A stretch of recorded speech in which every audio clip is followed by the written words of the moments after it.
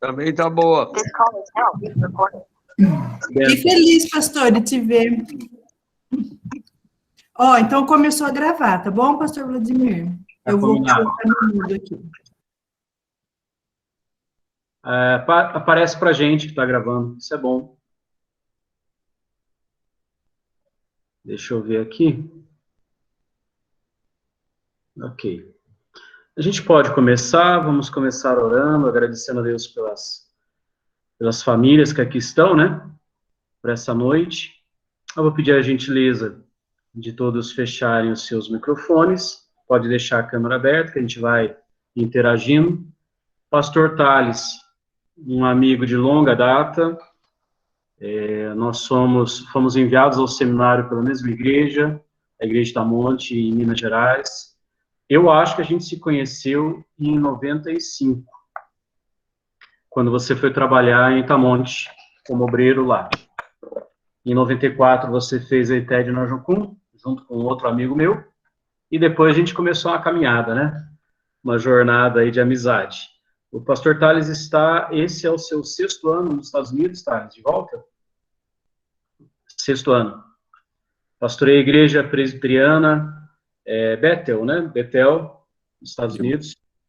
Eu brinquei com ele que o nome da cidade é quase o nome do cigarro, mas não é. É o mesmo nome. É o mesmo nome? É o mesmo nome, só que no Brasil fala Marlboro, mas é Marlboro. Né? Mas Marlboro, é o mesmo. muito bem. Em Massachusetts. Casado com a Almira. Eu não sei quantos anos eles têm. 24 anos. Mas eu sei que o Gabriel, filho deles mais velho. Quantos? 24 anos. 24, um pouquinho mais só que a gente. Tem o Gabriel, que já tem 21, vai fazer 22 anos logo. E a Aninha, que tem 16 ou 15? A Ana tem 16. 16. Que bênção. Obrigado por ter aceitado o convite, por estar conosco, compartilhar a palavra. Já fica aqui o convite para ser presencial, tá bom? Enquanto você não estiver no Brasil, vai online, mas que seja presencial em breve, se Deus permitir. Eu vou pedir para o presbítero Alex, que é um dos nossos líderes, junto com a Elo, do Ministério de Casais da nossa igreja, do ECC, o Encontro de Casais com Cristo, para que ore por nós nesse tempo, ore pelo pastor Thales, sua família, o ministério, né? E depois, no final, a gente ora de novo.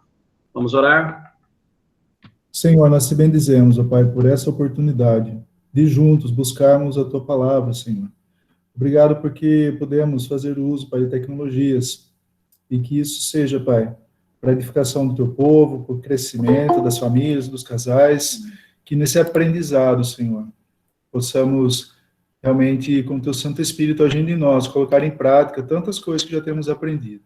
Obrigado, Pai, pela vida do pastor Thales, pelo seu ministério, Senhor, por todas as bênçãos que o Senhor tem proporcionado à vida dele, Pai, ao longo do seu ministério. Rogamos, ó Pai, pela vida dele, que o Senhor, ó Pai, continue abençoando, ajudando, ó Pai, a alcançar os seus objetivos e que, principalmente, Pai, toda a família esteja sempre no centro da Tua vontade, ó Pai. Abençoa, Senhor, por favor, esse tempo, que Teu Espírito, ó Pai, ministre em nossos corações aquilo que o Senhor já colocou no coração do Teu servo, Pai, do reverendo Thales. Que o Senhor, ó Pai, também o ajude a dividir conosco e abra, Senhor, sempre os nossos olhos, ó Pai, para que a gente te veja, para que a gente te ame cada vez mais, Senhor. Ame a Tua palavra também e faça sempre o possível, Pai, com a Tua ajuda, para andar nos Teus caminhos, Senhor. Ser conosco, Pai. Todos aqueles que já estão aqui presentes na sala, aqueles que chegarão ainda. Derrama, por favor, Senhor, das Tuas bênçãos. Que em nome de Jesus realmente seja um tempo bendito, para a glória do Senhor, para a nossa alegria e crescimento também, Senhor. Em nome de Jesus, oramos com gratidão. Amém. Amém. Querido Thales, você está com a palavra, fique à vontade, tá bom? Deus abençoe em nome de Jesus. Fale conosco através de você. Amém. Boa noite, meus queridos. Só checando, eu não estou vendo vocês, eu estou com a câmera aqui. Eu uso mais o Zoom do que o Google Meet, então eu não tenho a visão de vocês. Então, o pessoal que eu estou vendo, só dá um olá.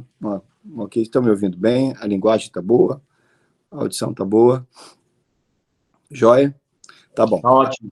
Eu vejo coisas, só dá um toque. Eu estou na igreja, tem um dia bonito lá fora ainda, são 6:30 aqui. Deixa eu dar minha janela aqui de visão para o estacionamento da igreja. Então, estamos aqui agora.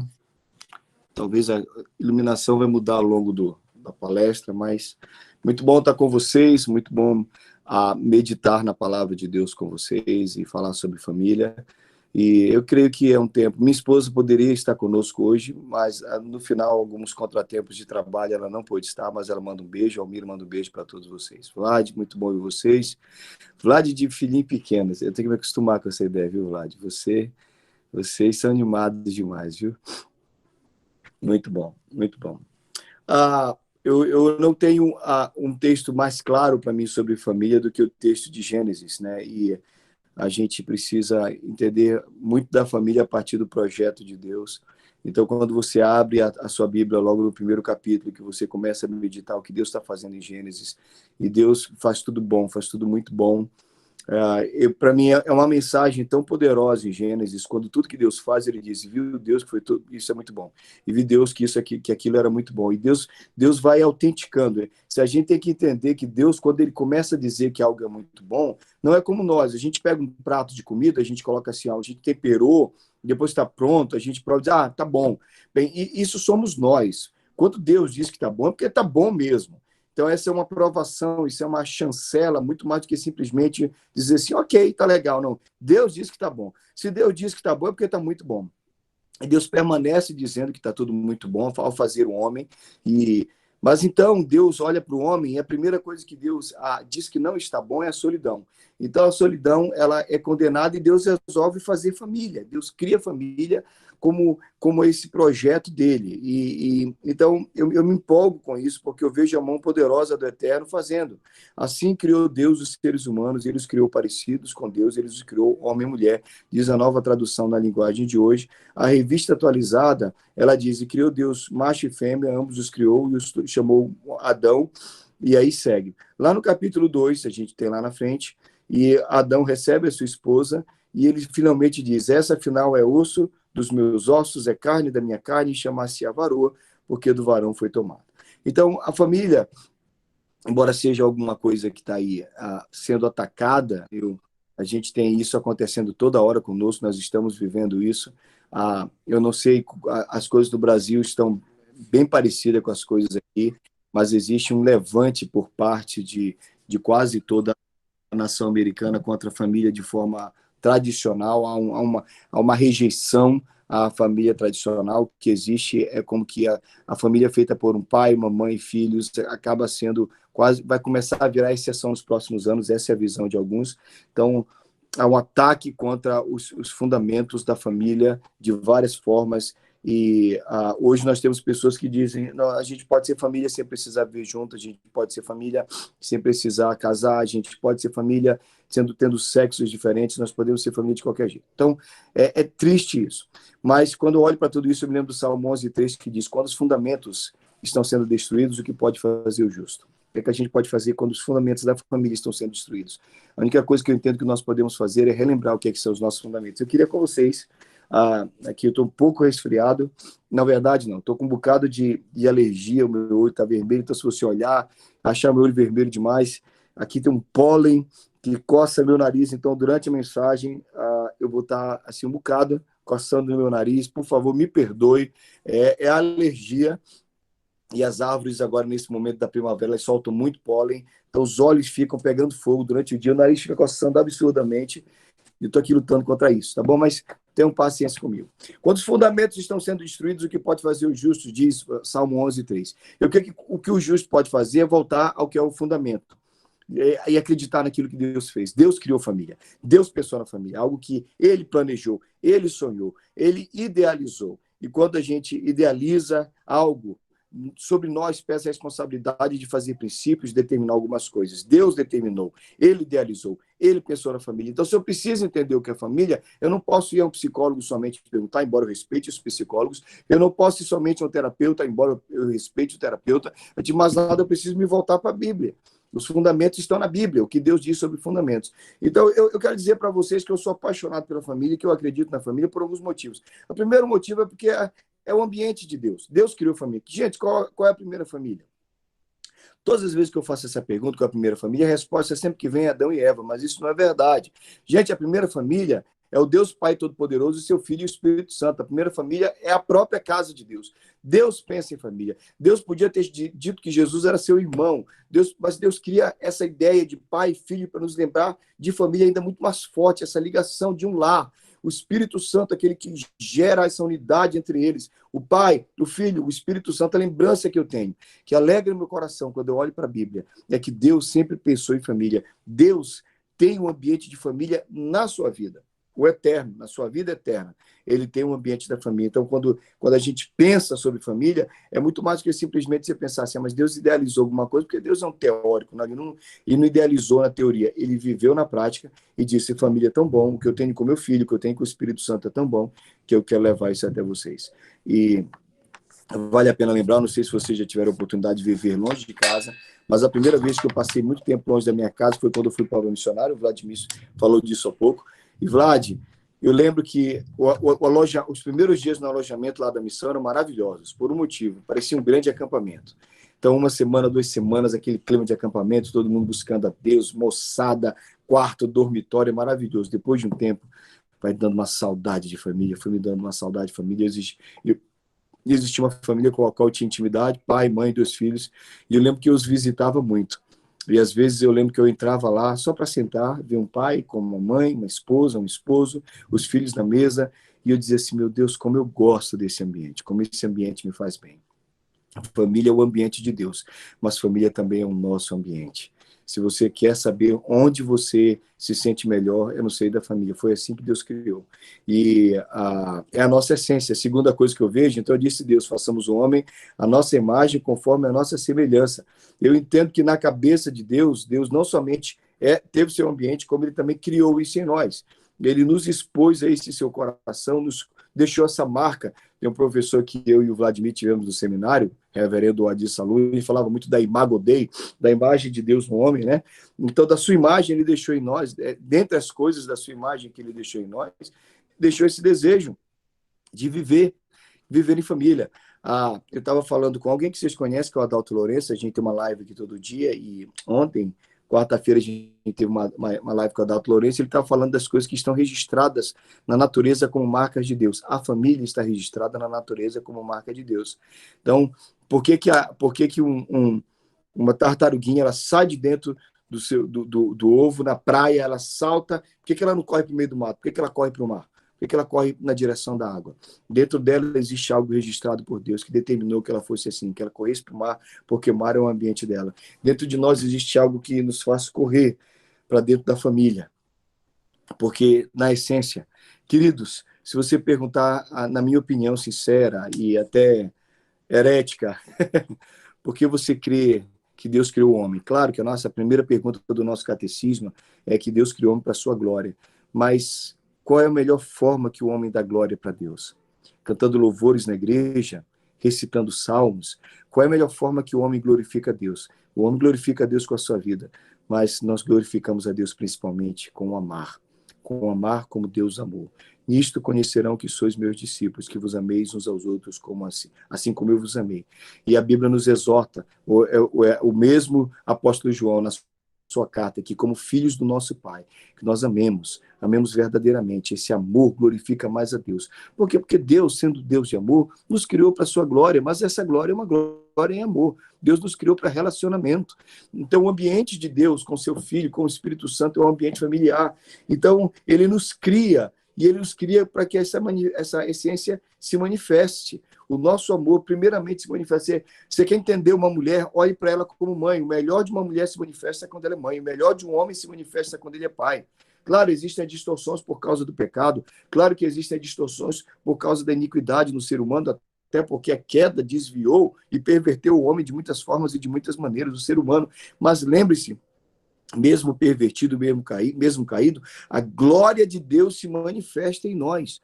Fica essa imagem de Deus entre nós de muitas maneiras. E na essência, mesmo aquele homem esquisito, mesmo aquele homem duro, na casa ele consegue ser terno, amoroso, ele consegue ser querido com seus filhos. Por quê? Porque é o ambiente de Deus que ficou nele, e ali se manifesta o melhor da nossa essência no lar no ambiente familiar. Gente, eu estou falando, mas se alguém quiser falar alguma coisa, quiser colocar, só me dá um sinal, por favor, manda um oi para o Vladimir, não sei como é que vocês fazem aqui, mas isso toda vez é importante, tá bom? Se tiver alguma dúvida, alguma colocação, por favor, fique à vontade. Mas eu quero lembrar que o amor, essa manifestação de Deus maravilhosa que é o amor, também se luta contra algo que a queda colocou em nós, que é o egoísmo.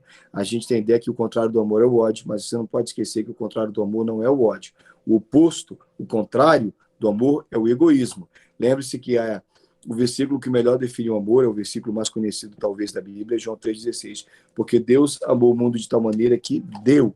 A essência do amar é dar. Então, quando você ama, você doa, você se entrega. E qual é a essência do oposto do amor? É o egoísmo. Você quer tomar, você quer tirar, você quer pegar para si. Então, quando é que a família começa a não funcionar? Quando o egoísmo se manifesta.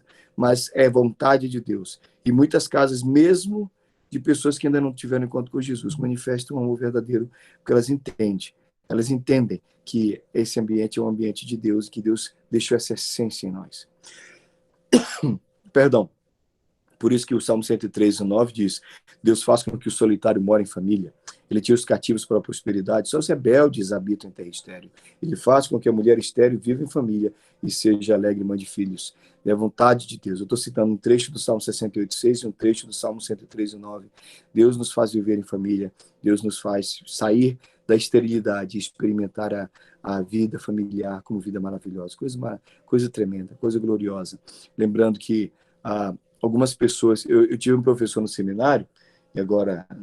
Ele era um dos caras mais duros que eu tinha na minha classe. Acho que não foi o professor do Vlad, mas ele era muito duro, muito distante dos alunos, quase sem senso de humor. Ele entrava de cara fechada na sala e saía de cara fechada na sala. Era um cara assim, muito estranho. E no meio do processo de 2 ou 3 anos estudando com ele, a esposa dele engravidou, e por anos eles tentaram ter filhos, não conseguiram, e finalmente nasceu o bebê. Aquele homem mudou. É impressionante como aquela criança mudou a vida daquele homem. Ele começou a sorrir, ele começou a contar histórias sobre a criança na sala de aula e dar gargalhadas com os alunos. E eu fiquei pensando a cura que família causa na gente, quando a gente entende que é um propósito maravilhoso de Deus. E ser família para aquele homem foi muito bom. A terceira coisa que eu penso é que família é solução também de Deus para... Eu acredito na família porque família é solução de Deus para a solidão. Então, a família é a solução de Deus porque é o ambiente de Deus. Eu acredito na família porque ela é a essência de que Deus é e se manifesta em nós. Mas eu acredito também na família porque ela é a solidão de Deus para a nossa solidão. É a solução de Deus, perdão, para a nossa solidão. Nós lidamos diariamente com solidão demais, queridos. Eu creio que o Vlad também, os pastores presentes que aconselham, e você também que está aí no dia a dia com amigos, a solidão é uma coisa tão presente. O ser humano tem agora tantos artifícios, tantas possibilidades de se aproximar. Eu estou aqui nos Estados Unidos, vocês estão indo no Brasil, nós estamos nos comunicando através dessa bênção maravilhosa que é a internet. A internet que deveria nos aproximar, agora nos distancia. Todos esses aparelhos, eu tenho um laptop aqui na minha mão comigo, vocês estão aí no meu celular. Todas essas coisas deveriam nos aproximar e nos conectar, mas o que está acontecendo é que, apesar da facilidade para a comunicação, o que está acontecendo é que nós estamos nos distanciando. Isso todo mundo está falando, mas por que está todo mundo falando? Porque as pessoas estão mais solitárias, porque as pessoas estão mais sozinhas, porque as pessoas estão mais distantes umas das outras. Esse é um problema moderno, não tem tempo para discorrer sobre isso, exigiriam horas de exame profundo e muita gente séria está trabalhando sobre isso, mas... Para toda essa questão da solidão, a família é o melhor lugar para isso. Nós ainda conhecemos a paz, a alegria na família. Por isso que eu citei os textos do Salmo 103. E, por último, eu creio que a família é a maior resposta para a intimidade. Eu acredito na família, como eu disse antes, porque eu acredito na família porque ela é um ambiente de Deus, porque lá se manifesta a essência do que nós somos em Deus. Eu acredito na família porque ela é solução para a nossa solidão. Mas eu acredito na família também, primordialmente, e depois eu tenho que falar outras coisas, mas é o quarto e último motivo que eu acredito na família. É porque ela é a solução para a nossa necessidade de intimidade. Adão estava só. E Deus percebeu na vida de Adão uma necessidade que nem Adão sabia que ele tinha. Você não sente falta de alguma coisa que você não tem. Por exemplo, eu sou do norte, gente, eu sou de Belém do Pará. Se eu falar para você assim, que saudade de tacacá, você vai me dizer o quê? Que saudade de pato no tucupi, você vai me falar, o que é isso? Se eu falar para você, que vontade de comer um caruru, de comer uma maniçoba. Bem, eu sinto saudade porque eu sei o que é. Agora, se você chegar para mim, você nunca foi no norte do Brasil, você nunca comeu em Belém, em Manaus, você não sabe como é essa região. Então, de repente, se você acordar um dia de manhã, vontade de comer um vatapá, vai ser muito estranho, porque não existe em você nem conhecimento do que é. Você não acorda, hoje eu acordei salivando de vontade de comer uma maniçoba. Pois é, seria muito estranho. Mas Deus tão poderosamente preparou o homem para viver em família que Adão começou a sentir falta de uma coisa que nem ele mesmo sabia o que era. Era uma saudade de uma coisa que ele não compreendia. Por quê? Porque isso está dentro de nós. Como eu disse, a família mostra a nossa essência. E Deus, para piorar a situação de Adão, Deus olha para Adão, e é interessante demais a sequência do texto, depois lê o capítulo 2 de Gênesis, porque a sequência do texto não é, Deus diz, não é bom que o homem esteja só, e logo ele faz uma esposa, não. Deus diz, não é bom que o homem esteja só, far-lhe-ei uma auxiliadora que lhe seja idônea. Qual é a sequência do texto? Deus faz todos os animais passarem diante de Adão para ele colocar nome. Então parece que Deus resolve provocar ainda mais a sensação de solidão em Adão. Ele viu o leão com a leoa, o cavalo com a égua, o boi com a vaca, o cachorro com a cadela, e ele olha e diz, uau, todo mundo tem alguém e eu não tenho ninguém.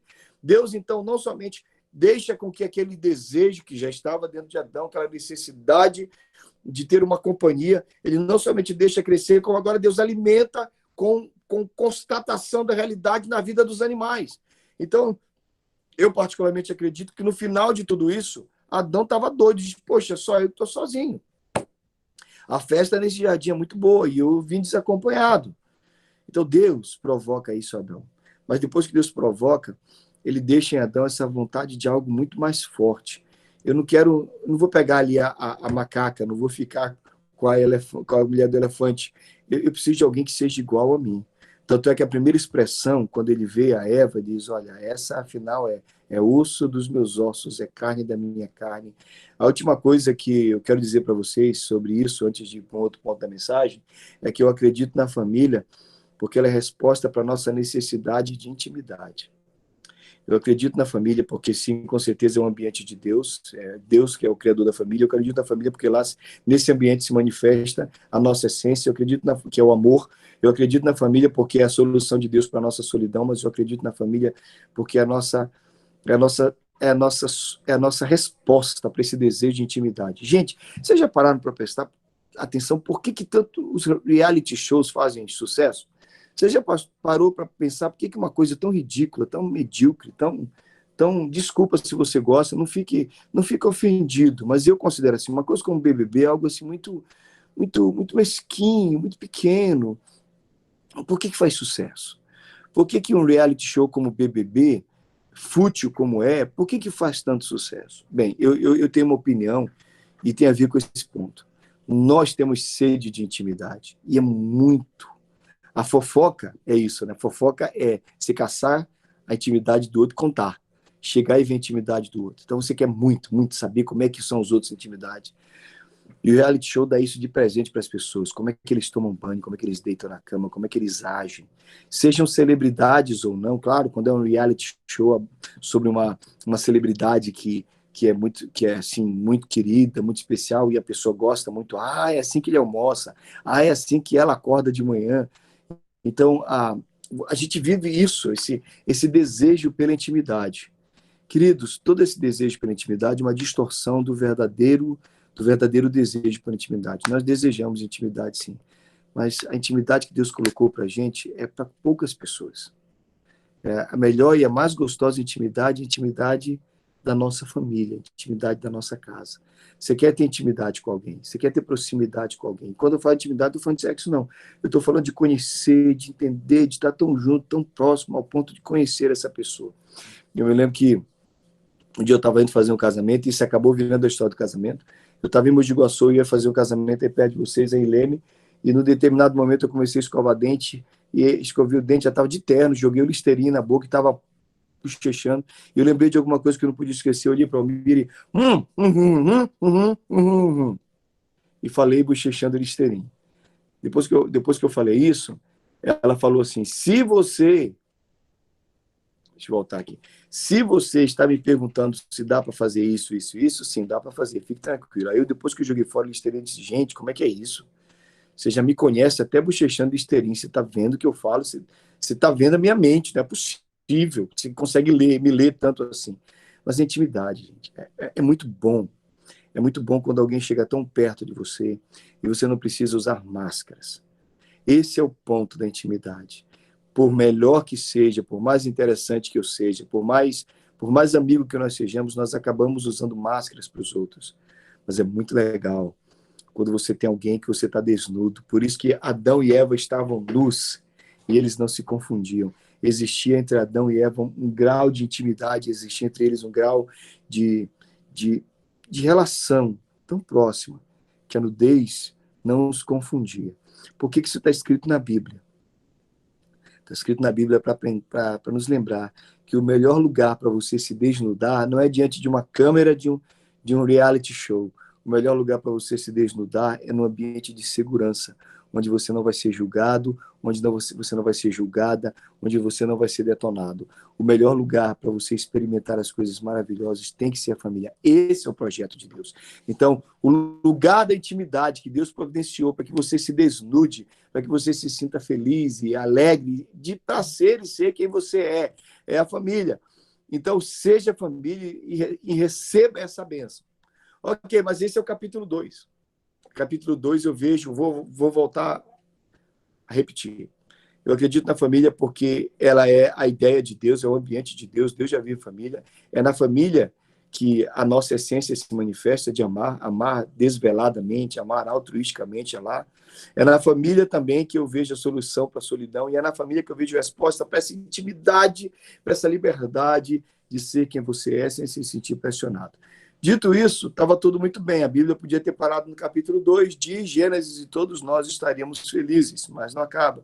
Vem o capítulo 3. E o capítulo 3 está aí para lembrar que as coisas dão errado na família, viu, gente? E às vezes elas dão muito errado.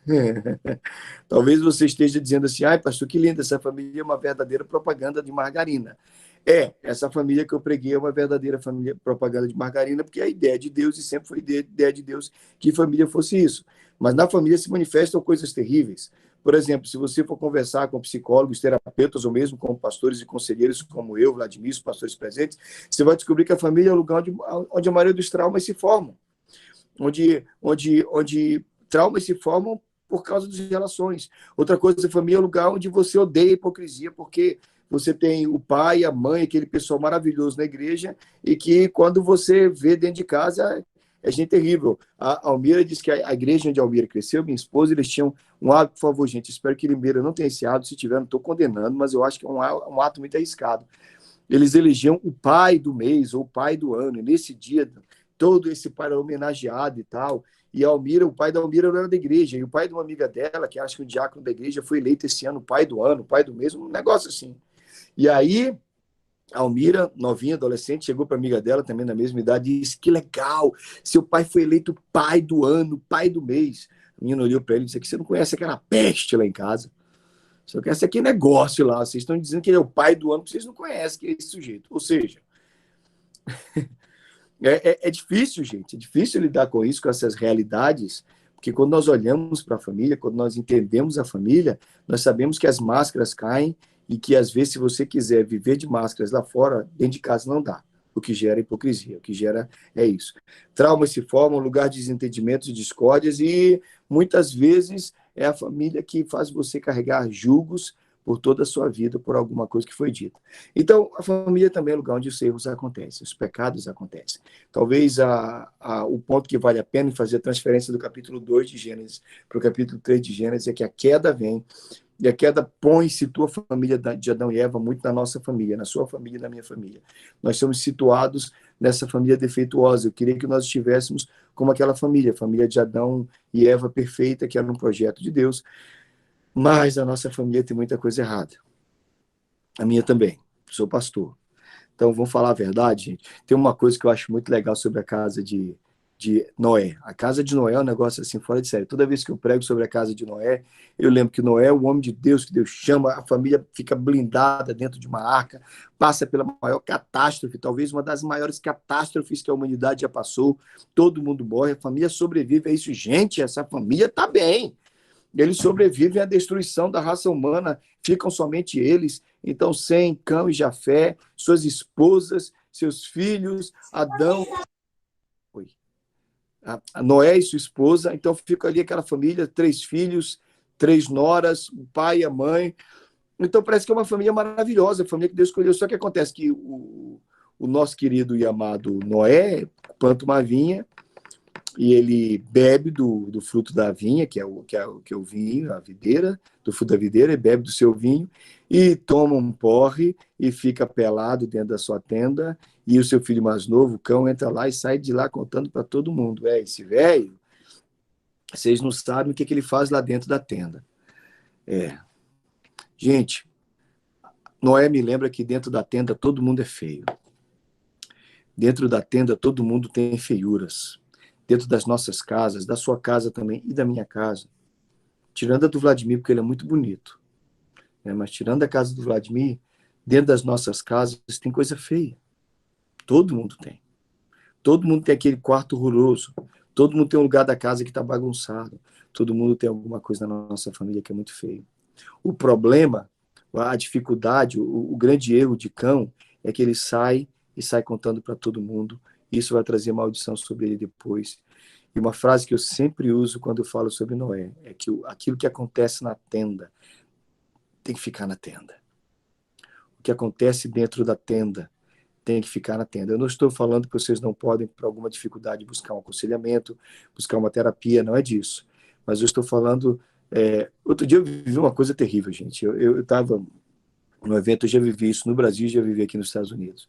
É terrível quando você está naquele churrasco e você fica migrando entre a cozinha e a beira da churrasqueira, e você faz um passeiozinho assim da beira da churrasqueira para a cozinha, e quando você chega na cozinha as mulheres estão falando mal dos homens.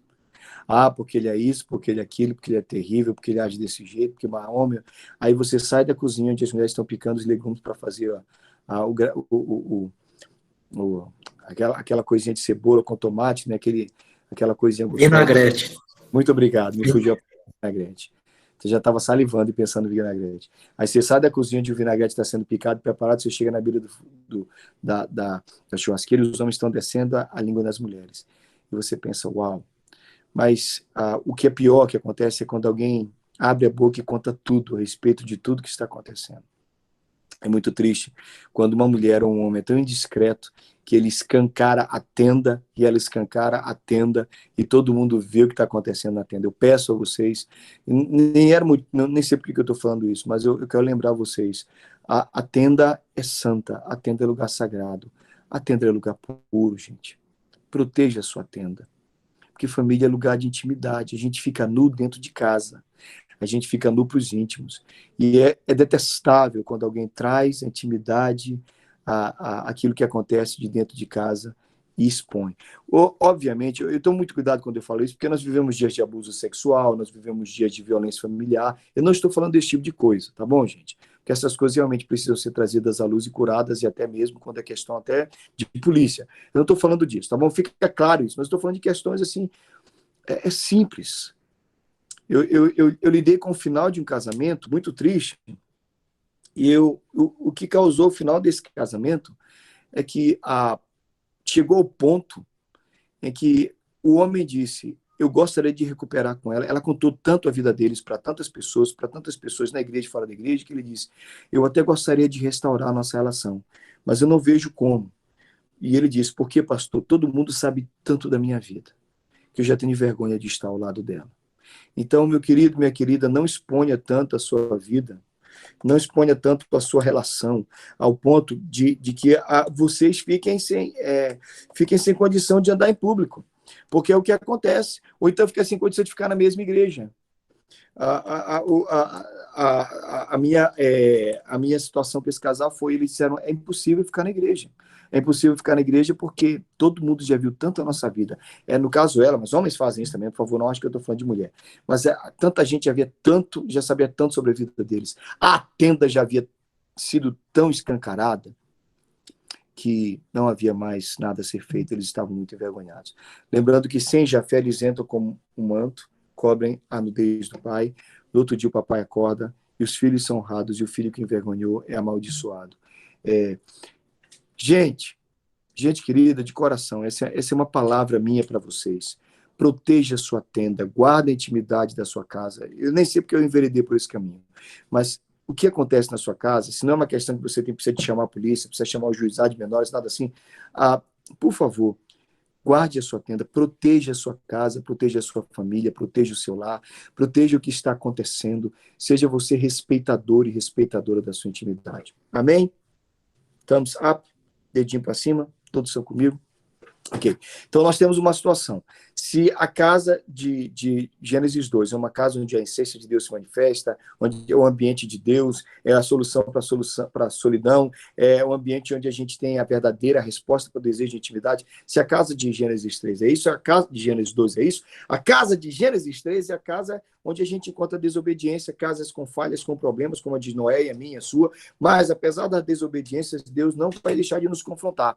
A casa desobedeceu, a casa pecou, mas Deus não chega e diz, eu vou deletar essa família. Deus chega e diz, Adão, onde estás? Quem te fez saber que tu estavas nu? E eu amo essa ideia de Deus ir e nos confrontar nos nossos defeitos. Ele confronta a família. E eu creio que em muitas palestras, em momentos como esse, em encontros como esse que nós estamos, é a vontade de Deus que nós sejamos confrontados. A Bíblia diz em Hebreus que quem não é confrontado, quem não é disciplinado, não é filho, é bastardo, porque o Pai e Deus, que é o nosso Pai, confronta os filhos a quem ama. A ida de Deus até a casa de Adão e Eva e o confrontar daquela família é uma manifestação da sua graça.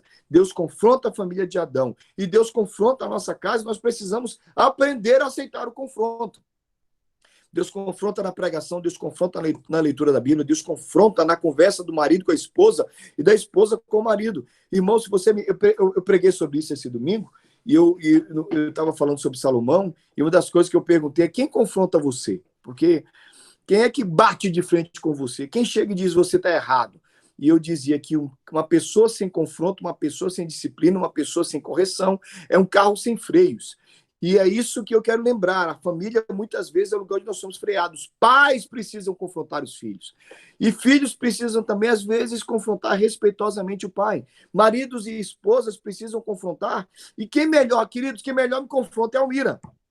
Eu tenho 24 anos de casado. Se você hoje me perguntar quem foi a pessoa que mais apontou os meus defeitos e quem melhor me ajudou até hoje, eu tenho que admitir para você que é a Almira. Almira Novaes de Araújo, minha esposa. Ela chega, irmãos, às vezes eu desço do púlpito, eu achei que eu preguei muito bem, eu desço do púlpito, o pessoal na porta da igreja me abraça, pastor, que mensagem maravilhosa, entro no carro e digo assim, como é que foi? Ela diz, meu bem, foi muito bom. Sempre, ela elogia, ela acha 3, 4 pontos que ela considera relevantes, que ela enaltece, que ela destaca na minha mensagem. Mas se alguma coisa não foi muito bom, pode ter certeza, ela vai me falar, olha, isso aqui não ficou bom. E eu brinco muito, ela fala, essa brincadeira também não ficou legal. Ai, meu Deus, às vezes eu brinco, eu já olho e digo, vai sobrar para mim depois da pregação, o povo da igreja dá gargalhada. Mas é porque alguém tem que me confrontar. E eu aprendi uma coisa, eu aprendi a dizer uma frase que tem salvado o meu casamento há 24 anos. Vou te dar a frase que vai salvar seu casamento. Maridos, ouçam, mulheres, ouçam, porque essa frase pode salvar o seu casamento. Olha, tem algumas frases que salvam o casamento. Essa tem sustentado o meu casamento. A frase que eu digo muito para a Almira é, meu bem, você está certa. Olha, irmãos, isso é libertador. Porque se Deus vem e confronta Adão e Eva, e eu estou dizendo para vocês no meu primeiro ponto da segunda parte da mensagem, que a casa, que apesar das desobediências, eu acredito na família porque Deus vem nos confrontar, e é o que ele faz no capítulo 3, ele vai e confronta. Irmãos, Deus confronta a gente usando a nossa esposa. Deus confronta a gente usando o nosso marido. Mas uma coisa, esposa é esposo. Aí você tá agora, você dá aquela cutucada no seu marido. Wilson! traste, viu só peste. Pastor Tales falando que ele fala para a esposa dele, viu só mulher, cabeça dura, viu só? Ele fala e a minha mulher admite as minhas críticas e meu confronto, ela aceita. E ela diz, tá bom, meu amor, você tá certo. Ela faz isso muito, nós fazemos muito isso. Então você tá agora batendo no ombro do traste do seu marido, batendo no ombro do traste da sua mulher, tá vendo, cabeçudo. Calma. Antes de fazer, e essa é uma posição conquistada no casamento. E eu vou dizer por quê. Eu não me sinto em nenhum momento ameaçado por Almira. Nós não estamos apostando corrida. Eu acredito totalmente nas intenções dela. E ela acredita totalmente nas minhas intenções. É muito difícil, é muito complicado você aceitar confronto. É muito difícil você aceitar alguém bater de frente com você quando você não acredita no que está por trás dessas palavras. Eu sei que quando a Almira me confronta e ela aponta um erro, o objetivo dela é me fazer melhor, é me melhorar, é me tornar um pastor mais correto, um homem de Deus, um bom pai, um bom marido. E eu aceito. Porque eu acredito. E às vezes as coisas estão meio confusas no casamento. Eu não sei se ele quer...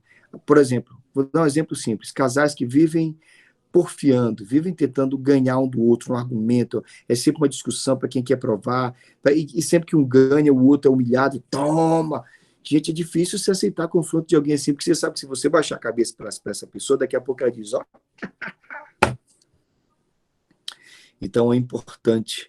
Ouça, querido, ouça, é importante que na sua vida, na sua caminhada, antes de você ganhar essa honra, ganhar esse local, esse lugar no casamento de falar e outra pessoa baixar a cabeça e dizer sim, você está certo, você está certa.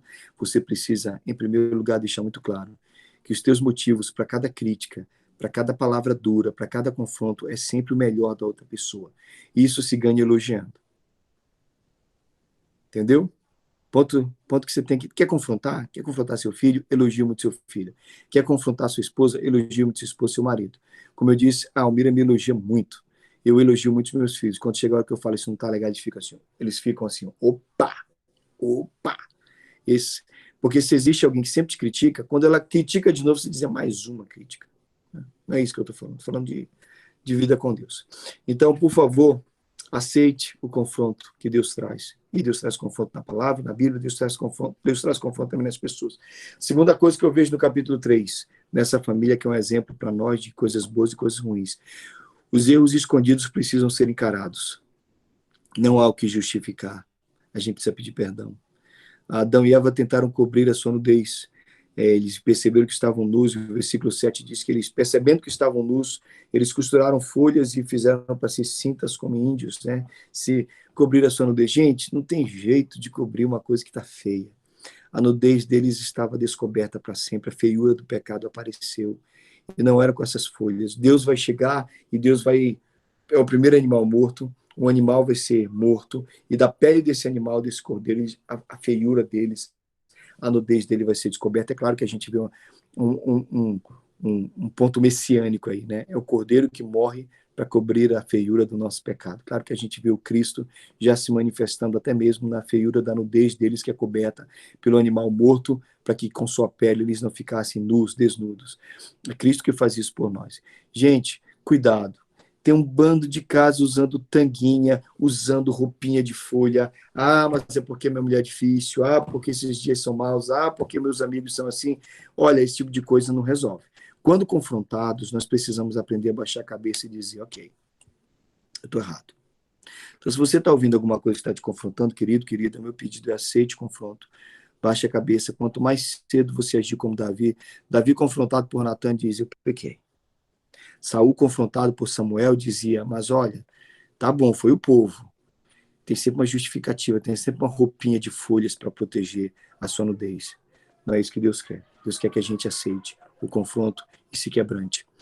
Cuidado com isso. Cuidado com isso. Cuidado com o que vem depois do vírgula, mas... Porque a gente fala assim, você tá certo, vírgula, mas... Aí vem um bando de justificativas, um bando de roupinha de folhas, um bando de tanguinhas de folhas feitas por vocês que não mudam nada. Esse maquiar, esse camuflar os nossos defeitos, trava, impede a nossa transformação. eu estava conversando com um casal um tempo atrás, no aconselhamento, tive 2, 3 encontros com eles, as coisas não estavam fluindo. Então, um dia eu fechei a porta da sala e eu disse assim, ok, então nós precisamos conversar sério. Eu tive que ter, talvez, uma das conversas mais duras da minha vida com um casal, apontar o dedo, falar firme, ele baixou a cabeça e chorou, ela baixou a cabeça e chorou, e num determinado momento eu tive que falar para eles, gente, o grande problema é que vocês justificam os erros de vocês no defeito do outro. Todo mundo faz isso, mas em vocês é terrível isso. Então, como nós fazemos isso no lar, né, irmão? Tá bom, eu sou grosso, mas eu sou grosso porque ela é implicante. Não, tá certo, eu grito aqui nessa casa, mas eu grito nessa casa porque ele fica o tempo inteiro vindo atrás de mim falando besteira. Tá bom, eu tô sendo violento. E aí nós vamos justificando aquilo que Deus está confrontando em nós. Nós justificamos o defeito do outro. Querido, o fato do outro errar não te dá o direito de errar. Pensa numa rua, deixa eu te dar um exemplo simples. Você tá andando numa rua dirigindo, aliás, você está dirigindo uma rua, seu carro, o sinal está verde para você, você vê o sinal verde, você está cruzando então aquela esquina, é uma confluência de 2 avenidas, o sinal está verde para você, está vermelho para outra rua, mas o carro vem na outra rua em toda velocidade bate no seu carro. De quem é a razão? Logicamente a razão é sua. Afinal de contas, você estava com o sinal verde, ele cruzou o sinal vermelho, bateu no seu carro, provocou um acidente, está tudo certo. Nós sabemos quem está certo, nós sabemos quem está errado. Mas aí você salta de dentro do seu carro, abre a porta do cara que está lá, que acabou de bater em você, e enche ele de pancada, bate nele, xinga, fala mal, chuta o carro dele. Quem está certo agora? O que acontece no dia a dia das famílias é que a pessoa continua gritando, ele bateu em mim, ele bateu com o carro em mim, eu só sou uma reação do que ele faz. Querido, você perdeu a razão. Assim como no trânsito, a pessoa que teve o seu carro batido perdeu a razão por causa da sua reação, assim também na casa muita gente perde a razão porque está só reagindo. Querido, a Bíblia diz que Jesus, quando trajado, não respondia com traje, antes se entregava a Deus que julga retamente. Essa atitude de Cristo que nós precisamos ter na casa. A gente ama justificar os nossos defeitos. E a primeira família foi tão clara, né? Adão, quem te fez saber que você estava nu, porque pecaste, disse, Senhor, a mulher que tu me deste. A mulher disse, mas foi a serpente. A serpente, no final da fila, fica assim. Mas, embora você já tenha escutado isso centenas de vezes nos cursos de casais, nas famílias, nós continuamos apontando o outro como culpado, como responsável pelos nossos defeitos. Gente, misericórdia. Se você errou, aceite o confronto. Aceite o confronto e diga, Deus está me confrontando para o meu bem. Eu vejo nisso algo terrível que tem acontecido conosco. Nós somos tão resistentes ao confronto que há uma tese forte entre muitos teólogos porque a gente tem a ideia de que Adão está do outro lado do jardim enquanto Eva está sendo tentada, né? Mas existe uma tese muito coerente para mim, plausível, que Adão estava lá o tempo inteiro. Mas que Adão já é o primeiro dos homens que faz isso. Eva e a serpente estão conversando, e a Eva diz, será que eu como? O que você acha, Adão? Adão faz assim, ó. Conhece marido que faz isso? Estou falando para você se apontar, entendeu? A menina está indo dormir na casa do namorado. O que você acha, meu bem? Se você decidir para mim, tá bom, meu amor. Essa essência que existe na vida de muitos homens, de fugirem do confronto, de não aceitarem se posicionar, é chamado de o silêncio de Adão. Talvez Adão estava lá o tempo inteiro, enquanto Eva e a serpente discutiam o destino da humanidade, Adão ficava assistindo o jogo de ping-pong. Eva fala, a serpente fala, e Eva fala, a serpente fala, Eva fala, a serpente fala, e você, Adão? Eu não tenho nada a ver com esse game. Eu não tenho nada a ver com essa história. É muito triste isso, é muito triste. Então, estou confrontando você, meu irmão, seja participante, mas confrontando você não porque eu preciso de nada, mas faz parte da vontade de Deus que a gente aceite confronto. Quero concluir lembrando que, apesar de tudo isso, existem promessas. A família é o lugar onde as promessas se manifestam, porque a primeira grande promessa bíblica do Cristo, da resposta para nós, da salvação, acontece para Adão e Eva, quando Deus diz para Eva que da sua semente, da sua essência, da sua descendência, viria o Salvador, viria aquele que nos transformaria. O lar é um ambiente onde mesmo com os nossos fracassos, as promessas de Deus são apresentadas a nós. E promessas para nossa família devem ser escritas e devem ser guardadas. E quando realizadas, elas devem ser celebradas e testemunhadas. Deus prometeu, Deus fez. Deus prometeu, Deus fez. Eu tenho nessa igreja aqui, onde eu pastoreio já há 6 anos, algumas promessas maravilhosas de mulheres, olha só, são só 6 anos, mas mulheres que entravam aqui chorando, solitárias, e hoje elas entram com seus maridos. Maridos que entravam aqui solitários, e agora suas esposas sentam com eles. Pais que oravam pelos seus filhos, e agora os seus filhos tocam no louvor. Gente que estava passando fome, quase passando fome. Hoje são donos do seu próprio negócio e experimentam uma prosperidade fora do comum. Em todos esses casos eu vejo uma mesma situação. Promessas, eu vejo uma coincidência, uma Jesuscidência. Promessas que foram feitas e que no seio da família foram realizadas. Eu creio que promessas foram feitas. Eu creio que promessas são feitas para a sua família. Eu queria terminar esse tempo perguntando para a família de Adão e Eva, a promessa foi de um descendente que resolveria tudo, o nosso Cristo. Quais são as promessas para a sua casa? Quais são as promessas para a sua família? Quais são as promessas para o seu lar? Talvez você e sua esposa, você e seu marido, você e seus filhos precisem parar e, em torno da oração e da palavra de Deus, buscar o que Deus tem de promessas para vocês. A gente canta tanto aquela música do Fernandinho, diz, né? Será abençoada minha descendência, frutificará a sua presença, como um bom perfume, meus filhos irão perfumar todas as nações. Essa é uma promessa dele, para ele, que Deus prometeu para ele. Quais são as palavras, minha irmã, que você tem para esses filhos, que você tanto ora e chora por eles? Quais são as palavras, meu querido, que você tem para essa esposa, para esse casamento, para esse lar? Quais são as promessas? Família é lugar de promessas. E quando essas promessas alcançam a família acha propósito para seguir. Eu sei que Adão e Eva não foram destruídos totalmente, apesar do pecado, apesar da queda, apesar de serem banidos do jardim do Éden. Eles não foram destruídos como família, porque existia uma promessa muito forte de Deus. E eles viveram para crer e esperar o cumprimento da promessa. Vivam para crer nisso. Família, sim, é lugar onde é o ambiente de Deus, é onde nós temos a verdadeira intimidade, onde a gente encontra a resposta para essa solidão que nos ataca, onde o melhor de nós se manifesta, mas família é o lugar onde nós somos confrontados. Família também é um lugar onde, além de confrontados, os nossos erros precisam ser curados e a gente tem que parar de se justificar. Mas também família é o lugar onde as promessas vão acontecer. Por esses todos os motivos, eu acredito na família. Por todos esses motivos, eu acredito no lar. Por todos esses motivos, é muito bom saber que todas as quintas-feiras vocês estão aqui, investindo poderosamente na família. Deus abençoe o lar de vocês. Deus abençoe a casa de vocês. Eu sei que o tempo já foi. Vlad, eu quero dar um último testemunho sobre por que eu acredito na família. E talvez uma dica boa para todos nós. Tem uma frase do Dietrich Bonhoeffer. Dietrich Bonhoeffer, um teólogo e muito respeitado, que acabou sendo morto durante a Segunda Guerra Mundial. Embora ele fosse alemão, foi morto por Hitler.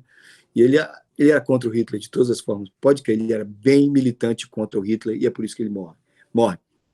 Mas Dietrich Bonhoeffer tinha uma sobrinha que ela ia casar, e ele mandou uma carta para ela, e na carta ele diz o seguinte: até hoje, no noivado e a data do casamento, o amor sustentou a relação de vocês. E a partir daí ele diz, a partir de hoje, a partir da data do casamento, é o relacionamento de vocês que vai sustentar o amor. Vou repetir para que vocês entendam.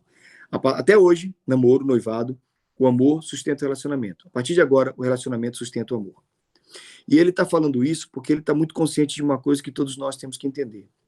A família precisa de bom relacionamento, porque o amor necessita de bom relacionamento. É o ambiente onde o amor cresce.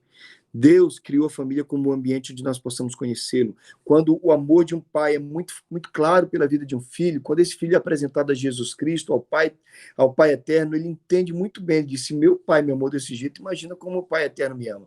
Então ele tem essa facilidade. Quando isso não acontece, é complexo. Então a família é o lugar. É o lugar onde a gente aprende sobre Deus. A essência de Deus se manifesta. E o Dietrich falou isso, o relacionamento, Dietrich Bonhoeffer, o relacionamento sustenta o amor. Não é o amor que sustenta a família, é a família que sustenta esse amor alto, aquecido pelo bom relacionamento entre vocês. Dito isso, eu tenho experimentado algumas curas muito interessantes, aconselhando casais e relacionamentos de família de modo geral, mas principalmente casais. Eu quero terminar com isso, Vlad, porque talvez alguns precisem ouvir isso. Às vezes chega um casal, eu tive um casal que é haitiano, 2 haitianos vieram conversar comigo, o casamento deles destruído, eles brigavam por absolutamente tudo, eles tinham um restaurante de comida haitiana aqui nos Estados Unidos, mas assim, terrível a relação deles. Eles discordavam sobre absolutamente tudo. E eu tive um acesso de raiva com eles num dia. Eu digo, olha, eu não aguento mais ouvir vocês. Não suporto mais ouvir vocês. Eu quero ficar um mês sem ver vocês. Eu disse literalmente para eles, por 30 dias eu não quero ver vocês, porque eu não tenho paciência de ouvir vocês, porque é muito chato aconselhar vocês. Eu estava nesse grau de estresse, eu estava nesse grau de estresse com esse casal e estava aconselhando eles há meses. Eu disse, eu não quero. E eu fiz uma proibição, eu pedi a eles algo, eu disse, se vocês me respeitam como pastor, se vocês me respeitam como homem de Deus, durante os próximos 30 dias, vocês estão proibidos de falar sobre isso e todos os assuntos críticos que os estava levando a divórcio, eu disse, vocês vão parar de falar sobre isso, e eles aceitaram. Daqui a um mês vocês voltem. E eu disse para ela, você vai permitir que seu marido tenha sexo com você, que ele está precisando, e você para de ser chato, você vai respeitar sua mulher, você vai parar de criticar, parou. Eu estou proibindo vocês. Gente, um mês depois, eu estava com tanto medo quando encontrei com eles, porque depois eu voltei para casa e disse, isso pode dar tão errado. Esse meu projeto com esse casal pode dar tão errado, só a tua misericórdia, Deus. Um mês depois eu encontrei com eles, com todo esse pavor, eles continuaram vindo na igreja, não ficaram chateados com a minha bronca. Mas um mês depois, eles eram negros, e um sorrisão branco, sabe aqueles dentes alvos? Eles sentavam na minha frente assim, ó. E eu dizia, como é que vocês estão? E ele falava, fala você para ela. E ela falava, não, fala você. Eu digo, as coisas estão diferentes. E eu perguntei para eles, por favor, sério, eu estou já preocupado, o que aconteceu? E eles falaram que viveram o melhor mês da vida deles, que eles estavam muito felizes. E foi aí que veio a notícia boa. Disseram, a gente não solucionou nenhum dos pontos que você pediu para a gente evitar durante esse mês. Na verdade, está tudo em stand-by. Mas eu descobri que eu posso ser feliz ao lado dela. E aí ela falou, eu também descobri que eu posso ser feliz ao lado dele. E eles resgataram a alegria de estar juntos. E o relacionamento bom fez o amor florescer em um mês. Eles estavam bem empolgadinhos, acredite em mim. Eu concluo com essa história por um motivo. Talvez as coisas estejam tão estranhas aí entre vocês, na casa de vocês, que tudo que vocês estão precisando, gente, é de um tempo bom. Às vezes a gente precisa pegar o problema, colocar a parte e dizer, vamos para a churrascaria comer churrasco, vamos para a praia, vamos fazer uma viagem, vamos cuidar da gente, vamos ser felizes, vamos se amar. Porque às vezes, depois de tudo isso, e foi o que aconteceu com esse casal, o assunto perdeu a intensidade, pararam de mexer com aquilo, perdeu o valor, e eles perceberam que era importante, que eram os dois. Talvez vocês estão aí brigando, feito 2 tontos por alguma coisa que não vai levar a lugar nenhum. Acreditem, bom relacionamento faz bem pro amor. Relacionamento ruim mata o amor. Para salvar o relacionamento, invista em coisas boas e que Deus abençoe vocês. Boa quinta-feira. Pastor Vlad, falei pra caramba. Eu acho que você só começou, mas tudo bem. Eu quero dar a chance para quem quiser fazer alguma pergunta, uma colocação. Se quiser dar um testemunho também, fique à vontade, pode ser a hora agora. Você pode falar aí sobre o silêncio de Adão, a ausência do homem, né, como responsável, como cabeça. Você pode também perguntar sobre a mulher que às vezes ultrapassa os limites. Eu queria só fazer uma colocação sobre o que mantém o casamento, né? Só ir colaborando com a ideia que o pastor Thales trouxe. Eu sempre penso no compromisso junto com o amor. Né? A gente acredita que tudo pode ser resolvido com a ação de Deus no casamento, porque existe amor e existe compromisso. Amém. O amor, nosso amor, ele é falho. É como se a gente quisesse fazer uma corda de flores. É lindo. mas ele falha. Eu preciso do compromisso. E essa ideia, para mim, é muito clara, eu uso isso para aconselhar, que o compromisso, às vezes, é muito frio. O compromisso me lembra cabo de aço exposto. Ele não tem muita beleza, só o compromisso. Mas ele sustenta. E aí a gente floreia o compromisso com todo o amor que a gente tem, a gente pode restaurar.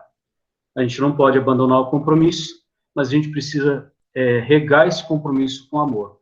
Então a gente cobre todo esse cabo de aço que sustenta o relacionamento em vários níveis, entre marido e mulher, pais e filhos, irmãos, de todas as formas.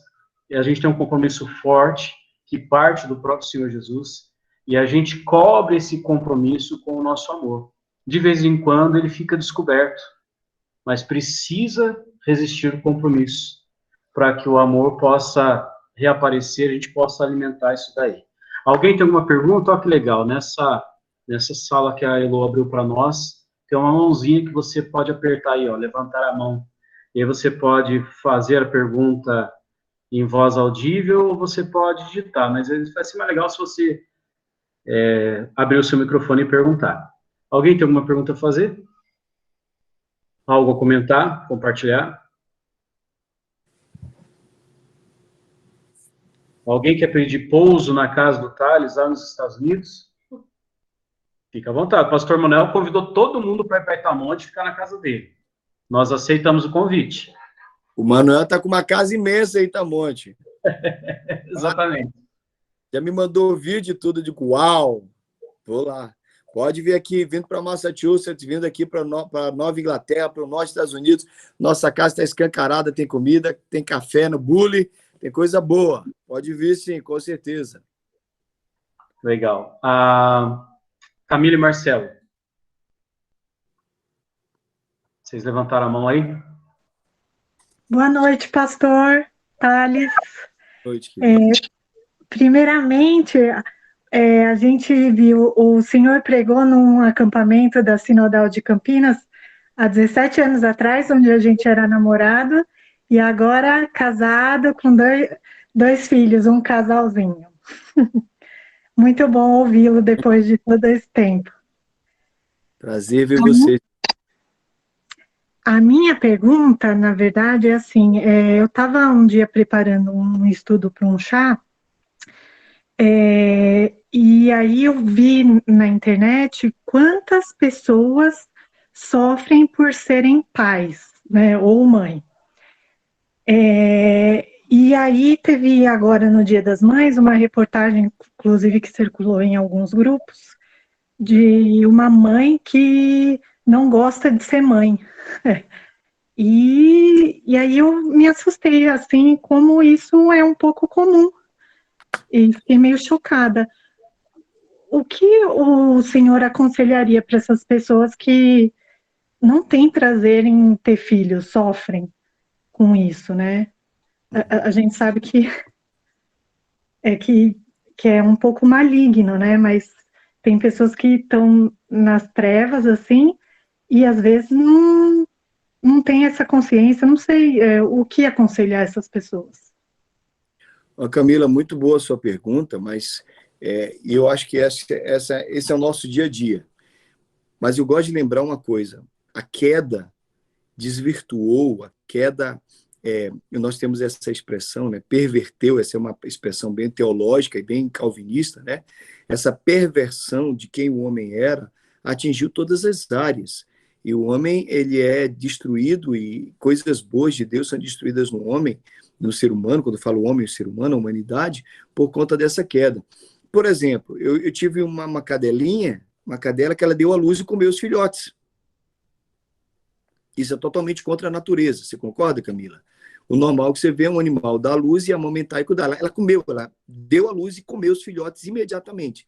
Então isso prova que essa é a disfunção da queda na natureza, até aquilo que provoca em nós ainda, aquele restinho, aquele resquício da imagem de Deus em nós, que é o amor familiar, cai. Claro que se você me perguntar se é sempre prazeroso ser pai é um desafio terrível, principalmente quando você tem filhos adolescentes. Então, assim, quando alguém fala para mim assim, eu amo ter filho pequeno, querido, espera chegar na adolescência. Então, quando os filhos chegam na adolescência, você diz, meu Deus, como aquele ser lindo, maravilhoso, que passava a mão no seu rostinho e vira e sair. Então, essa é a experiência de todos nós, que tem filhos adolescentes e jovens e tudo mais. Então, existem dias muito, muito dolorosos. E uma coisa que eu respeito muito em Deus é que Deus, principalmente no Antigo Testamento, Deus é um Deus que mostra muito coração, Camila. Por exemplo, tem um momento que a Bíblia fala, esse antropomorfismo, né, no capítulo 6 de Gênesis, diz que Deus se arrependeu de ter feito o homem. Claro que Deus não se arrepende como nós se arrepende. Nós nos arrependemos. Deus se arrepende de uma forma totalmente diferente. Mas tem um dia que você diz assim, para que eu tive filho? Você já viu mamãe falar isso? Não sei para que eu dei a luz a vocês. Meu Deus, se eu pudesse voltar no tempo, jamais. Quantas vezes nossas mães falaram isso? A gente sabe que isso é um esbravejar para fora. Nesse caso, do dia de muita frustração, agora nós temos pessoas realmente que rejeitam a paternidade, rejeitam a maternidade. Isso para mim é uma disfunção. Agora, eu penso que o amor de Deus entra nisso tudo. Ontem, nós temos aqui na igreja, a gente chama de quarta da fé em ação. É só testemunho e oração. Nesse dia um prego, nesse dia o pessoal conta os testemunhos deles. Nós temos 1 hora para ter a nossa fé fortalecida pelo que aconteceu na vida do irmão, de milagres, de bênçãos, coisas simples, coisas complexas. Ontem falou um homem que saiu aí de Campinas, pertinho de vocês, ele saiu com 17 anos do Brasil, com o ódio do pai, veio aqui para os Estados Unidos, aqui para a região da Nova Inglaterra, e ele dizia para a namorada dele, se meu pai morrer, mas para mim é como se um cachorro tivesse morrido, tanto faz. E nesse processo, ele contando isso no púlpito, ele contou que nada na vida dele funcionava. E ele já crente, já frequentando a igreja. Até que ele foi confrontado, uma palavra que eu usei muito hoje, por uma mulher de Deus que disse, você precisa perdoar o seu pai. E você precisa orar por ele, você precisa amar o pai dele. Amar o seu pai, amá-lo. E resumindo, em 15 minutos de testemunho, ele disse que esse encontro com Jesus e essa palavra confrontadora, ele já crente, fez com que ele pedisse perdão a Deus e que ele ligasse para o pai dele com muito custo, porque ele entendeu que era a ordem de Deus e pediu perdão para o pai dele. E ele disse que 2 coisas aconteceram. Ele foi emocionalmente curado com esse perdão e que a vida dele decolou. Ele disse que ele estava passando fome aqui nos Estados Unidos, dormindo no chão, nem colchão ele tinha. Ele trabalhava 70 horas por semana e dormia no chão. Ele dizia, nada na minha vida deu certo, porque o rancor, o ódio, aquilo travava a minha vida de todas as formas. Então, eu estou com um testemunho muito vivo aqui na cabeça, sabe, Camila? Porque ele contou, eu vi isso ontem, ele disse que ele pediu perdão para o pai dele, e tudo, até a vida dele de trabalho, conheceu a esposa, casou, é um pai maravilhoso, é um homem de Deus, um diácono da igreja. Tudo começou com a cura de um trauma. Talvez ele não seria jamais esse pai que ele é hoje, se ele não tivesse passado pela cura. Então, parte do meu pensamento, Camila, acho que gente que fala isso tem trauma, precisa de cura, tem coisa escondida, tem coisa por debaixo do pano, porque o natural é que a mãe ame demais, que o pai ame demais. E às vezes tem gente que não aceita a falha do filho, não aceita a falha do marido. São coisas muito complexas, mas eu creio que Deus cura. Eu creio que Deus cura. E é na cura que vem a felicidade e o prazer. Eu amo ser pai. E não é fácil. Não sei se eu respondi, né? Respondeu. Obrigada.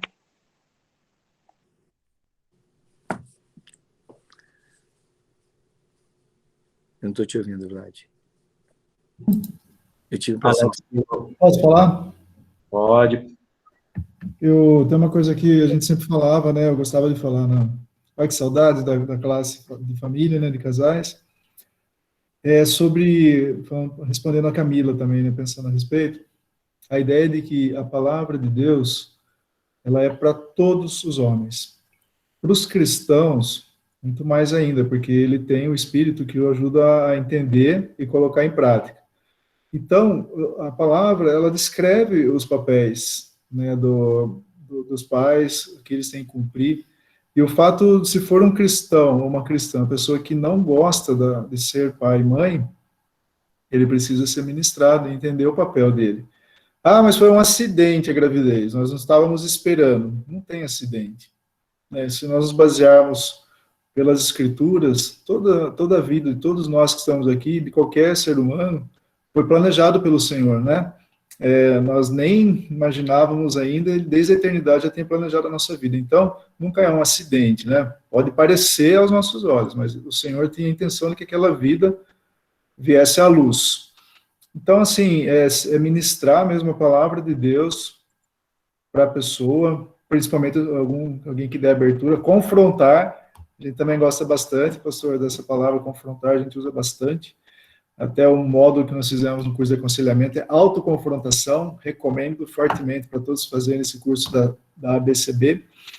E, por fim, encontrar nessa pessoa, né, o porquê ela não gosta de ser pai. De repente é por conta de todas as dificuldades que surgem, notadamente na adolescência, concordo também, muitas surgem na adolescência, mas se esses confrontos não estão gerando na pessoa um desejo de um ídolo chamado conforto, né? A gente quer conforto, a gente quer vida mansa, a gente não quer que, nem for um filho, às vezes, a gente não quer que ele venha tirar eu do meu conforto, né?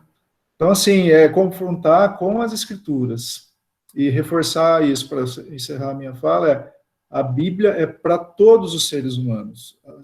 A palavra do Senhor não é só para os crentes, ela é para todos, e a gente tem que usar ela para todos. Lógico que você vai tirar, muitas vezes, o evangeliquez de lado, né? Mas falar da essência da palavra de Deus. E, às vezes, naquele momento, Deus usa a sua boca para falar e o Espírito toca e transforma uma vida, né?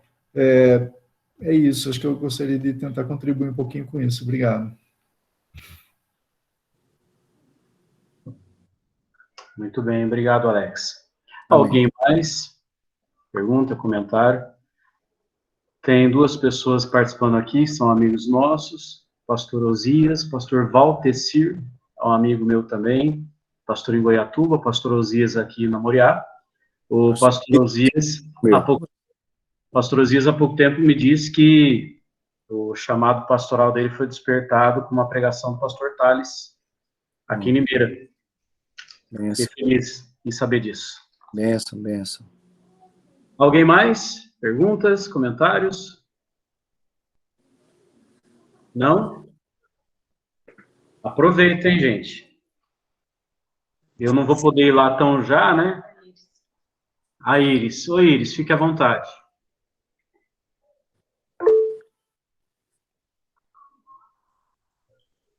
Boa noite. Isso, fica à vontade. Estava abrindo lá em cima na minha foto, era aqui embaixo. Então, ainda falando sobre isso que a Camila colocou, né? Eu penso que uma pessoa dessa que fala isso, ela nunca viveu em família, né? Então, como o pastor Tales falou, ela deve ter algum trauma. Como será que foi a família dela, né? Ela não deve ter noção do que é pai, do que é mãe. Talvez uma experiência muito ruim com mãe, né? Então, é muito difícil, é muito triste. Eu vi isso daí ocorreu mesmo nas redes sociais, e é para chorar, né? Porque é muito triste uma mulher falar um negócio desse, e o que é pior, transmitir para outras mulheres. E tem muitas incautas que leem aquilo ali e acreditam naquilo e trazem aquilo para si. Porque a gente já tem essa contracultura que a mulher tem que trabalhar, a mulher já está tendo filho mais tarde, porque ela quer primeiro fazer a vida dela, ela quer primeiro, né?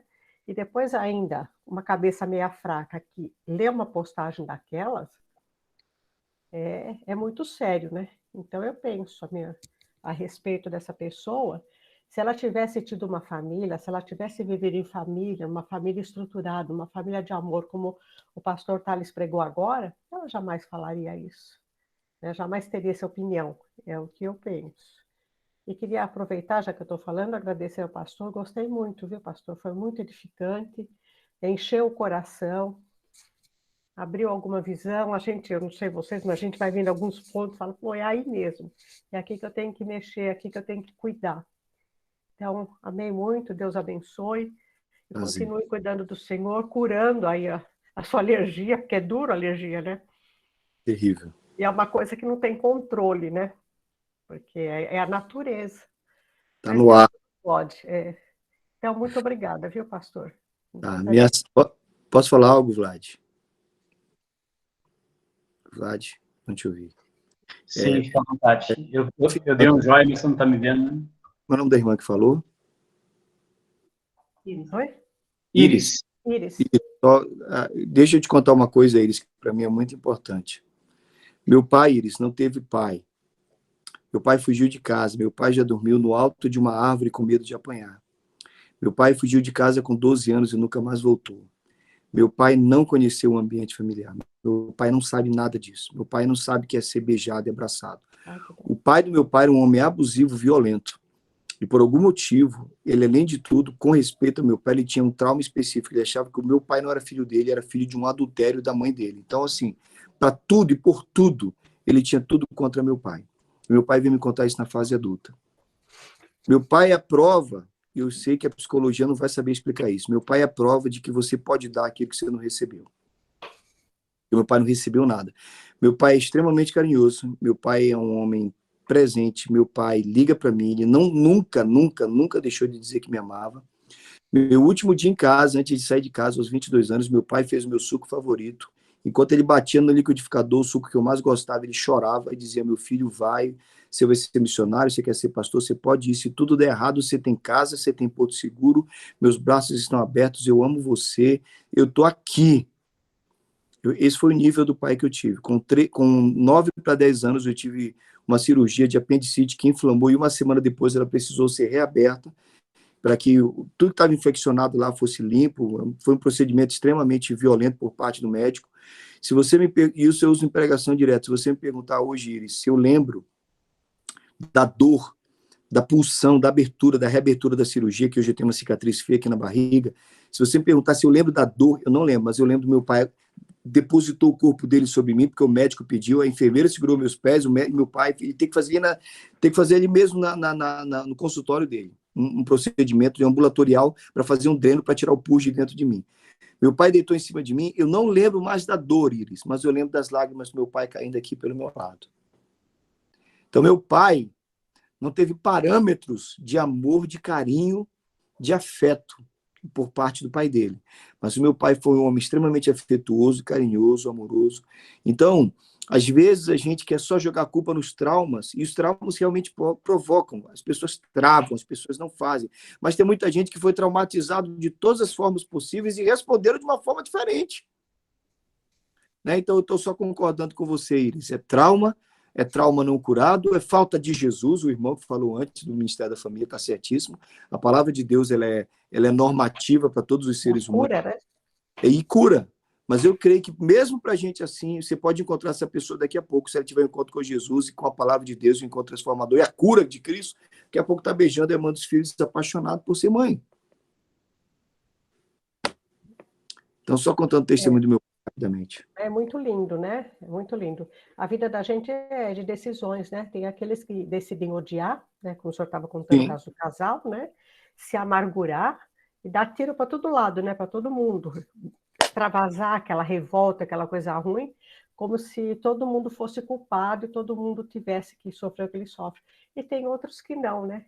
Conheço também uma pessoa que sentiu muita falta do amor do pai. O pai era muito bronco, muito estúpido. Ele é um excelente pai hoje, porque ele pensa que ele quis dar para os filhos, tudo o que ele gostaria de receber do pai. Então, são atitudes diferentes, de maturidade, de grau de conseguir perdoar, e principalmente de atuação do Espírito Santo no coração, né? Pessoa que tem Jesus cura, ela se coloca em obediência e os milagres acontecem, né? Porque a gente fala muito em milagre, é milagre de cura, mas não é milagre de cura física. Cura da alma é muito importante, né? A salvação, a transformação que a gente sofre quando a gente aceita Jesus, já é o maior milagre, né? O maior milagre é uma cura de todos os traumas que a gente tem, que depois é paliativo. Então, muito obrigado, pastor, por mais esse testemunho. Muito obrigado, Thales, irmãos e irmãs. Um privilégio estar com vocês. Thales, Deus abençoe você, Almira, Gabriel, Aninha. Sustente vocês aí, viu? E os use com graça.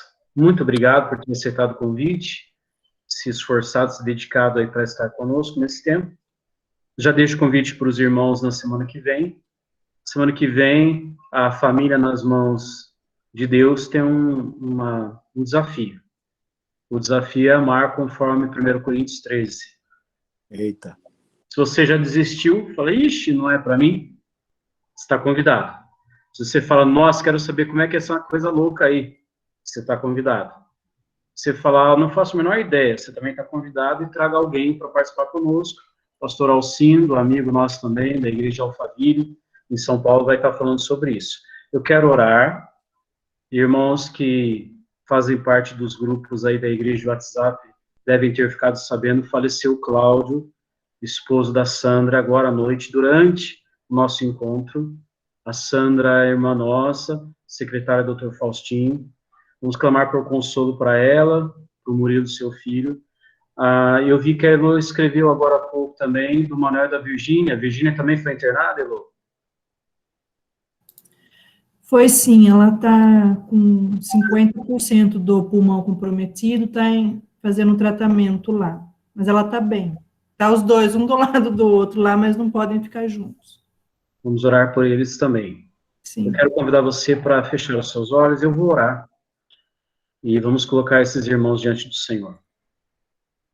Pai, eu quero te agradecer, ó Deus, porque o Senhor olha para nós com graça, com misericórdia, com amor. E o Senhor tem planos para nós, ó Deus, não apenas como indivíduos, mas como família. É verdade. Obrigado por isso, Deus. Muito obrigado por isso. Obrigado pela tua graça que se renova sobre nós. E eu clamo por cada família aqui representada, aqueles irmãos, ó Deus, que precisaram sair para cuidar daqueles que estão em luto agora. Que a graça do Senhor sustente, ó Deus, em nome de Jesus. Eu clamo pela vida do pastor Thales, toda a sua família, a Almira, os meninos, ó Deus, cuida da liderança da igreja, a igreja, o ministério, aquilo que o Senhor tem plantado no coração deles, e que eles sejam instrumentos do Senhor ali, como o Senhor tem usado, ó Pai, para manifestar as tuas virtudes, a tua graça e a tua glória. Em nome de Jesus, ó Pai, as nossas famílias sejam abençoadas pelo Senhor, e esse seja um tempo de renovo para cada um de nós. Que haja em nós uma profunda alegria, ó Deus, por sermos teus e por termos o Senhor conosco. Bendito seja o teu nome. Clamamos agora, ó Deus, pela vida do Manuel da Virgínia, teus servos, ó Pai, que estão internados, que a graça do Senhor, ó Deus, esteja sobre eles, trazendo cura completa, e tantos outros irmãos nossos que sofrem nesse tempo, ó Pai, por causa do Covid, ou sofrendo, passando pelo Covid, ou então vendo algum familiar, ó Deus, que a graça do Senhor sustente, promova cura, graça sobre essas famílias, sobre a vida da Sandra e do Murilo, eu clamo por consolo, Pai, em nome de Jesus. Por favor, fortalece a tua serva, fortalece, ó Deus, o Murilo, em nome de Jesus, nesse tempo, ó Pai, em que eles perdem alguém extremamente importante na família, que o Senhor se mostre como o Pai perfeito que é, como aquele Deus zeloso, amoroso, ó Deus, sustentando nas tuas mãos, ó Pai, aclarando o caminho, abraçando-os de uma forma muito especial, ó Deus, nesse tempo em que nós não podemos abraçar, que eles sintam o toque do Senhor em nome de Jesus, ó Pai, sejam fortalecidos pelo Senhor, levanta a igreja do Senhor, Deus, para abençoar de todas as formas e de qualquer forma necessária, sejamos instrumentos nas tuas mãos. Guarda-nos, ó Deus, para o louvor da tua glória. Nossa oração, no nome santo, doce e poderoso de Jesus Cristo. Amém. Amém. Amém. Irmãos, muito obrigado. Eu já tirei um print aqui, sem vocês saberem, né? Talvez eu tenha pego você piscando desprevenido. Mas se você quiser e puder abrir a sua câmera agora, eu vou tirar.